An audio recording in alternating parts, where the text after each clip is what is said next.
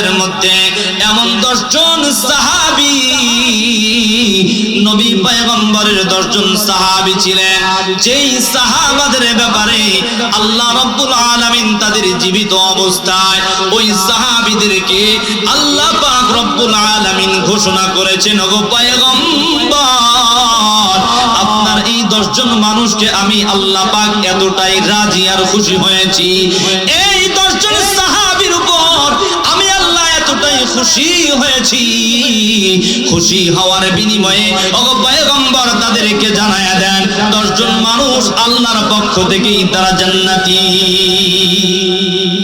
আল্লাহ একবার সুবহানাল্লাহ কইলেন না? মনটা কইলা একটু জবান খুলে বলুন সুবহানাল্লাহ। একবার সুবহানাল্লাহ যদি কেউ জবান দ্বারা ঈমানের সঙ্গে বের করে তো আল্লাহ রাব্বুল আলামিন তাদের জন্য জান্নাতের ভিতরে বিশাল ফলের বাগান দান করে। মুহতারাম হাজিরিন, আল্লাহ রাব্বুল আলামিন এজন্য ঈমানদারকে বলেছেন, ঈমানদার 1 নাম্বার শর্ত হলো তোমাকে ভয় করা লাগবে কাকে? এই 10 জন সাহাবীর মধ্যে হযরত আবু বকর, হযরত উমর, উসমান, আলী সহ 10 জন সাহাবী দুনিয়া থেকে তারা জান্নাতের সার্টিফিকেট পাইছেন। বন্ধু, জান্নাতে যাওয়ার আগেই, দুনিয়া থেকে বিদায় হওয়ার আগেই, দুনিয়ার জীবনেই তারা জান্নাতের সুসংবাদ পাইছেন। ও বন্ধু, একজন সাহাবী হযরত ওমর রাদিয়াল্লাহু তাআলা আনহু, খারাপ লাগতেছে? খারাপ লাগতেছে আপনাদের? ইল্লাহি তাকবীর। নবীর সাহাবী হযরত ওমর, হযরত ওমর রাদিয়াল্লাহু তাআলা আনহু, তিনিও জান্নাতের সুপারিশ, জান্নাতের সুসংবাদ প্রাপ্ত একজন বান্দা। এই হযরত ওমর রাদিয়াল্লাহু তাআলা আনহু জান্নাতের খবর পাওয়ার পর বন্ধু কখনোই কান্না থামায় নাই।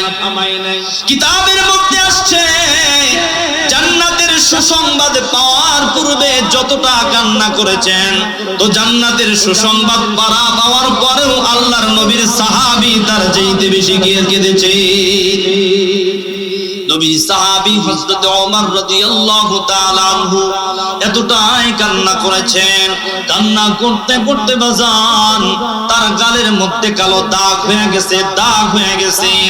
নবীর সাহাবীরা হযরত ওমর রাদিয়াল্লাহু তাআলা আনহুকে ডাক দিয়ে বলেন, ওগো খলিফাতুল মুসলিমিন, আমিরুল মুমিনিন, আপনি এই গালের দাগের চিকিৎসা করান, চিকিৎসা করলেই ভালো হবে।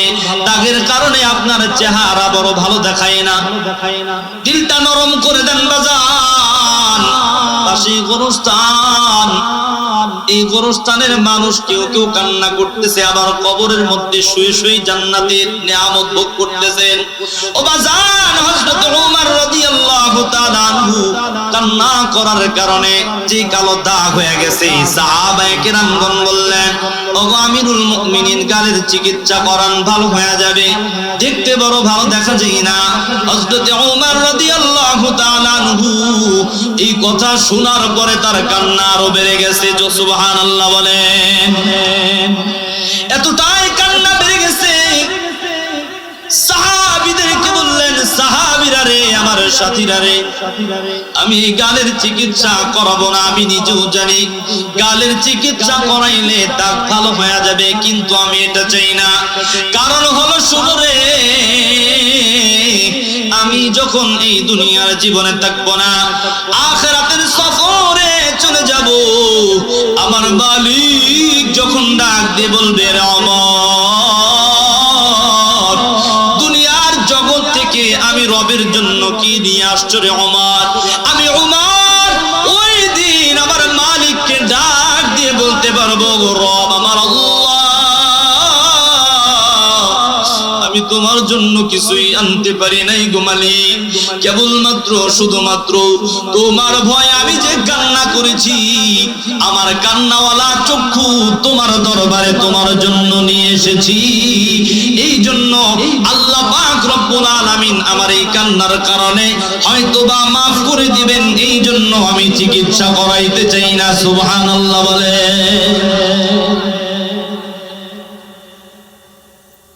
দেখুন নবীর সাহাবী কেমন সাহাবী ছিলেন। জান্নাতের সুসংবাদ পাওয়ার পরও তারা কান্না থামায় নাই। নবীর সাহাবী হযরত ওমর একদিন হুযায়ফা রাদিয়াল্লাহু তাআলা আনহু একজন সাহাবী তাকে জিজ্ঞাসা করতেছেন, এই ভাই হুযায়ফা, নবীর বহু মুনাফিকের নাম লিস্টি করে তোমার কাছে জমা দিবেন আমার পয়গম্বর। ভাই হুযায়ফা, আমি জানতে চাই আমার নামটা মুনাফিকের খাতার মধ্যে আছে কিনা। বাজান দেখেন কেমন সাহাবী হযরত ওমর জান্নাতের সুসংবাদ পাওয়ার পর জিগায় আমার নাম মুনাফিকের দপ্তরে আছে কিনা, লিস্টের মধ্যে আছে কিনা। হুযায়ফা রাদিয়াল্লাহু তাআলা আনহু ডাক দিয়ে কয়, যদি আপনার নাম থাকে তাও বলবো না, যদি না থাকে তাও বলবো না, কারণ আমার নবীর নিষেধ, এটা আমি বলতে রাজি না। হযরত ওমর চোখের পানি ছেড়ে দিয়ে বলে, হুযায়ফা রে, নাই বললা, তবে একটা বিষয় জানতে চাই রে হুযায়ফা, আমি যেদিন দুনিয়া থেকে বিদায় হয়ে যাব ওই দিন কি তুমি আমার জানাজার মধ্যে শরীক হইবারে? ভাই হুযায়ফা চোখের পানি ছেড়ে দিয়ে বলে, আগো আমিরুল মুমিনিন, আপনি বলেন আমিরুল মুমিনিন, খলিফাতুল মুসলিমিন, আমিরুল মুমিনিন মারা যাবে আর আমি হুযায়ফা নবীর সাহাবীর জানাজায় শরীক হব না, এটা কেমন কথা? অবশ্যই আমি হযরত ওমরের জানাজায় শরীক হব।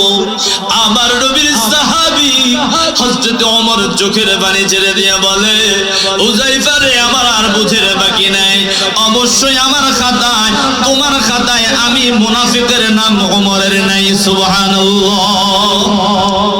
দেখেন বাজান কেমন সাহাবী হযরত ওমর, এমন সাহাবী জাহান্নামের ভয়ে, কবরের ভয়, একটাই মাত্র কারণ এত বেশি কান্না করেছেন। বাজান রে, এই হযরত ওমর রাদিয়াল্লাহু তাআলা আনহুর পেটের মধ্যে কাফিরের দলেরা, বেঈমানের দলেরা আমার নবীর সাহাবী হযরত ওমরের পেটের মধ্যে, খাদ্যনালীর মধ্যে, পাকস্থলীর মধ্যে এমন ভাবে আঘাত করেছে যে আঘাতের কারণে শরীরটা বড় খারাপ হয়ে গেছে।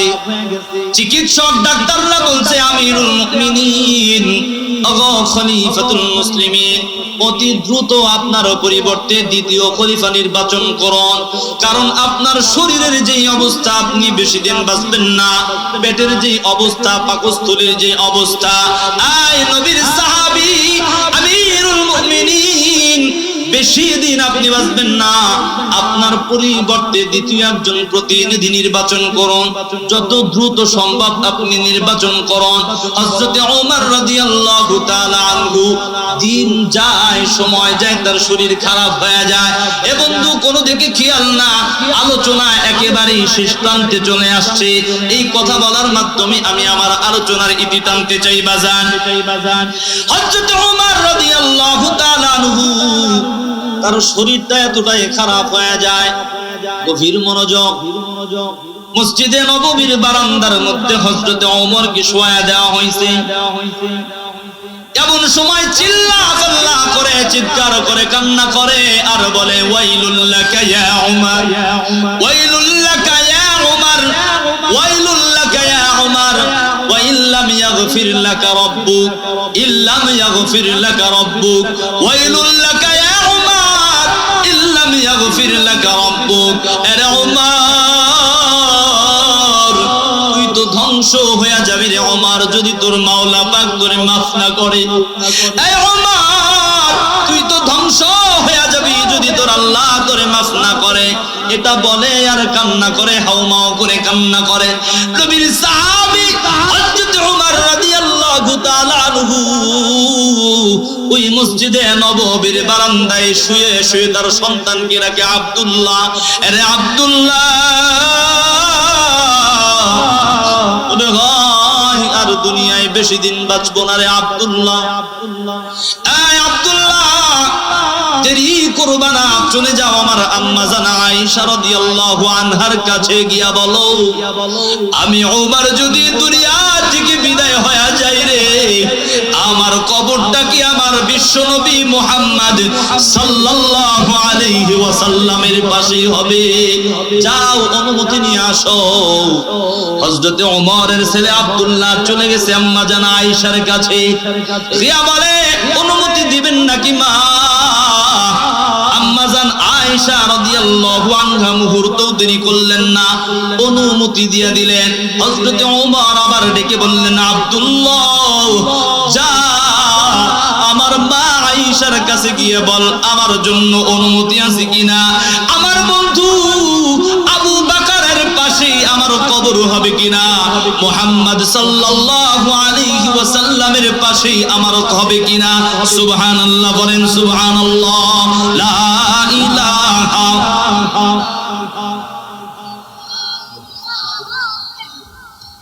জোরে লা ইলাহা ইল্লাল্লাহ, লা ইলাহা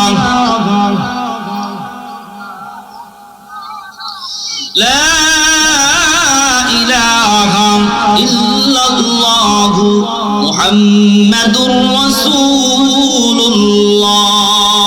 জোরে বলতে হবে সাল্লাল্লাহু আলাইহি ওয়াসাল্লাম। ও বন্ধু মুসলমান, আলোচনা শেষ।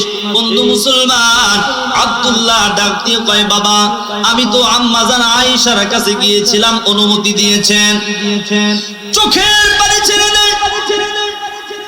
আব্দুল্লাহকে ডাক দিয়ে বলে, আব্দুল্লাহ রে আবার চলে যাবি আম্মা জানের কাছে, কারণ হলো আমি হয়তো এখন আমির আছি, খলিফা আছি, প্রতিনিধি আছি, জন্য হয়তোবা চক্ষু লজ্জায় সংকোচ করে হয়তোবা তিনি অনুমতি দিয়ে দিয়েছেন। আরে আব্দুল্লাহ আমি যখন দুনিয়ায় থাকবো না, আমি যখন দুনিয়ায় থাকবো না, আমি যখন দুনিয়া থেকে বিদায় হয়ে যাব, আমি যখন দুনিয়া থেকে বিদায় হয়ে যাব রে আব্দুল্লাহ, ওই দিন কিন্তু আমি আমির থাকবো না, ওই দিন কিন্তু আমি খলিফা থাকবো না, ওই দিন কিন্তু আমি রাষ্ট্রীয় কোনো দায়িত্বে থাকবো না, আমি কিন্তু নবীর সাহাবী কেবলমাত্র সাধারণ মানুষ থাকবো। আমার পরিচয় হবে গোলাম, আমার পরিচয় হবে কেবল খাত্তাবের ছেলে উমর। ঠিক কিনা বলে? আব্দুল্লাহ তুমি চলে যাও। আব্দুল্লাহ আমি যখন খলিফা থাকবো না, ওই সময় যদি আমার কবরটার অনুমতি না হয়, এক মুহূর্ত দেরি করবা না, হয়তো যদি অনুমতি দেয় পয়গম্বরের পাশেই কবর দিবা, আর যদি অনুমতি না হয় জান্নাতুল বাকিতেই দাফন করবা লিল্লাহি তাআলা। কথা বুঝতে পারছেন? এই কথাগুলা কেন বললাম, কেন এই কথাগুলা বললাম জানেন? আমি বুঝাইতে চাই হযরত ওমর জান্নাতের সুসংবাদ প্রাপ্ত, বেঁচে থেকেই সে পেয়েছে, এরপরেও সে এতটাই দিল ভরা ভয় ছিল, ভয়ের কারণে সে এই সব কথা আল্লাহর নবীর সাহাবীদের কাছে, আম্মা জান আয়েশার কাছে তিনি ব্যক্ত করেছেন। কেন বুঝাইতে চাই, নবীর সাহাবী এতটাই গ্রান্টেড মানুষ ছিলেন, জান্নাতি হওয়া সত্ত্বেও তাদের দিল থেকে এক মুহূর্তের জন্য রবের ভয় কখনোই ঠিক থামে নাই। ঠিক করেন, ঠিক করে বলেন ঠিক কিনা? মুহতারাম হাজিরিন, নবীর সাহাবী হওয়ার পরেও তারা কি করছেন? ভয় কখনোই তাদের দিল থেকে উঠে নাই, সব সময় তারা ভয়ে কান্না করছে। আর আজকে আমার আর আপনার ঈমানের দূর কত দূর, যে আজকে আমার কবর সামনে, মৃত্যু সামনে, জাহান্নাম সামনে, হাসর সামনে, পুলসিরাত সামনে, মিজান সামনে, এরপরেও যেমন ইচ্ছা তেমন আমার হায়াতকে ব্যবহার করতেছি, মনে হয় আমি আর আপনি মারাই যাব না। কথা বলেন ঠিক কিনা? অথচ নবীর সাহাবীরা কেমন? আল্লাহু আকবার, আল্লাহ কবুল করুন, বলেন আমিন। মুহতারাম হাজিরিন, চাহিদা অনেক বেশি, অনেকে বলতেছেন আরো বয়ান হবে। মুহতারাম রাত্রি তো অনেক হয়ে গেছে, আপনারা কি বলেন? মুহতারাম হাজিরিন, আমি আপনাদেরকে বলবো, এক নাম্বার শর্ত হলো আল্লাহর ভয় দিলে থাকা লাগবে। কার ভয়? দুই নাম্বার সাদিকিন বান্দা যারা। এই কথা যখন শুরু করছিলাম এরপরে হুজুর চলে আসছেন, তাই না? সাদিকিন বান্দা কারা ছিলেন? সাদিকিন বান্দা ছিলেন পয়গম্বরে আরবী সাল্লাল্লাহু আলাইহি ওয়াসাল্লাম, তিনি নাই। সত্যবাদী বান্দা ছিলেন সাহাবা আজমাইন, তারাও নাই, চলে গেছেন। সত্যবাদী বান্দা ছিলেন আইম্মায়ে মুজতাহিদিন, তারাও নাই, চলে গেছেন সত্যবাদী বান্দা। তারপরে উলামায়ে মুতাকাদ্দিমিন, তারা ছিলেন, আজকে নাই, চলে গেছেন, তারা ছিলেন সত্যবাদী। ও তারপরে ছিলেন উলামায়ে মুতাআখিরিন, তারা ছিলেন, তারা আজকে দুনিয়ায় নাই, চলে গেছেন। ও মিয়া, সত্যবাদী ছিলেন এই জামানার হযরতে শাহজালাল রাহমাতুল্লাহি আলাইহি, তিনি ছিলেন, তারাও চলে গেছেন। শাহজালাল, শাহ মাখদুম সহ এই দেশে হাজার হাজার লক্ষ লক্ষ ওলিদের এই পদধূলি এই দেশে পড়েছেন, তারা ছিলেন সত্যবাদী। মিয়া, তারা এখন চলে গেছেন তো কি হইছে? বর্তমান জামানার হক্কানে রব্বানে উলামায়ে কেরাম যারা আছেন, তারা হচ্ছেন সত্যবাদী। এই সত্যবাদী উলামায়ে কেরামদের সোহবতে, তাদের দিক নির্দেশনা মেনে যদি আমি আর আপনি বাকি জীবনটা পরিচালনা করতে পারি, আল্লাহর কসম নবীর সাহাবীদের মতো আমাদের জিন্দেগিও সুন্দর হয়ে যাবে ইনশাআল্লাহ।